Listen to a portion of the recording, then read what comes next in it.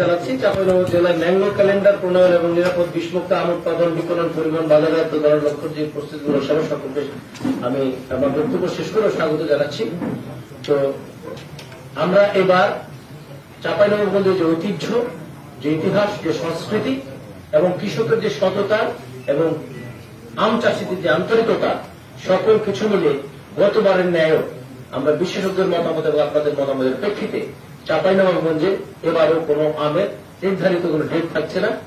শুধু আম পরিপক্ক হলেই কৃষক সেই আমটি ভোগের জন্য বা ইয়ার জন্য বাজারে আনার জন্য, বিক্রির জন্য এটি প্রস্তুত করবেন এবং আম তখন পারা হবে। এটি আমরা মাঠে কঠোরভাবে মনিটর করব। পাশাপাশি সকলের যে দাবি এবং আন্তরিকতা, সেই আন্তরিকতার প্রতি সম্মান জানিয়ে আমরা এই কাজটি করেছি। পাশাপাশি আপনাদের যে নিরাপদ যে আম, সেটি করার জন্য আমাদের প্রত্যেক চাষি এখানকার ইতিহাস ঐতিহ্য নাই যে কারবাই বা অন্যান্য কিছু দিয়ে আম পাকিয়েছে এবং এইটি বাজারে বা কোথাও বিক্রয় হচ্ছে, সেগুলো আমরা নাই। তারপরে আমরা এটি কিন্তু কঠোরভাবে মনিটর করব এবং ম্যাঙ্গো স্পেশাল ট্রেনের যে সুযোগ মাননীয় প্রধানমন্ত্রী করে দিয়েছেন, সকল কুরিয়ার সার্ভিসকে বলবো এবং ব্যক্তি আকারেও যদি 5টা 10টা 20টা ক্রেটে যদি পাঠায়, তিনিও কিন্তু সেটি প্রেরণ করতে পারবেন।